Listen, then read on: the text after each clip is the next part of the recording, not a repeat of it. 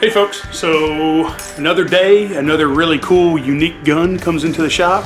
Right now with the coronavirus scare and pandemic, it is a very crazy time, and so lots of people are unloading very unique and different guns.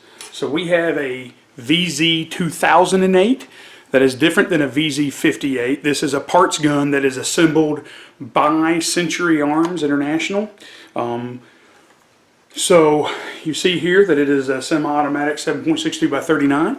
It is what I would consider a product improved AK. I love VZs, have for many years. It's been a while since I've seen these. These used to be really cheap. You get them for like 330 bucks, 380 bucks, depending on what you got with them. But you don't see those very often anymore. And I gotta tell you, this is a super nice gun. This example is in very good shape. Someone has taken care of this, but I would buy a Checkpoint. So there's a couple noticeable differences. So between the actual Checkmate guns and the kit guns like this from Century, the safety actually operates differently, backwards in fact. Down is safe in this position on the kit gun, and you flip it back towards your shoulder to fire. It's the exact opposite of the actual Czech guns. And the quality overall, particularly on the metal finish, as you can tell, it's not bad, but it's certainly not the same type of coating that the Checkpoint guns are made with. So if I was going to spend my money, it would probably be on an actual Czech produced gun, the actual VZ58. But these are not a bad option. So if you're going to get one of these, you need to truly go over it with a fine-tooth comb.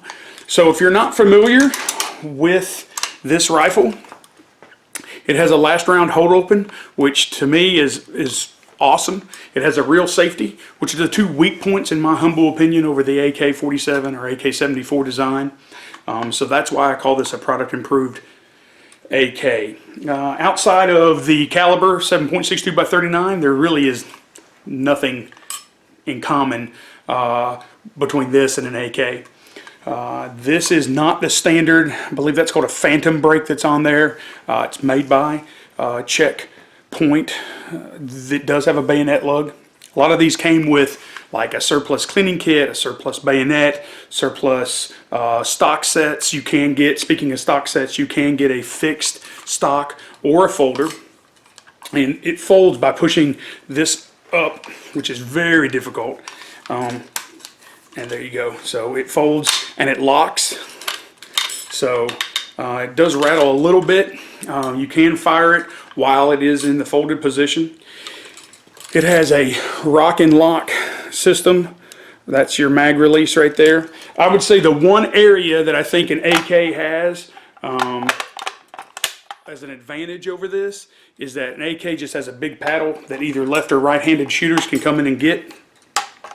But on this guy, you literally have no choice but to be a right-handed shooter, because you have to rock and lock it right there, and that paddle is so small, that little cutout in the trigger guard, you're not going to come in there and get it the other way. I mean, you might be able to, but that would be super awkward. Super duper awkward.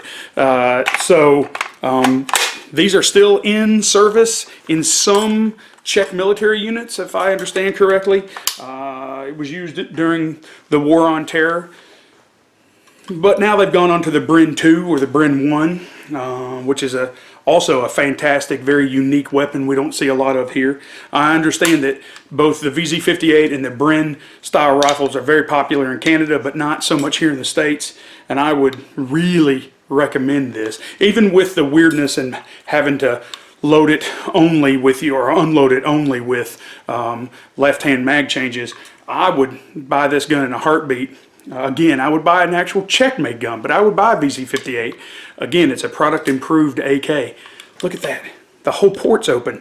The whole top of the gun moves. There's literally nothing that can get jammed up. It's really awesome. And check it out. You can even use, right there, you can use stripper clips to load this guy. So you literally can put your mag in, and you can put stripper clips and just feed them down.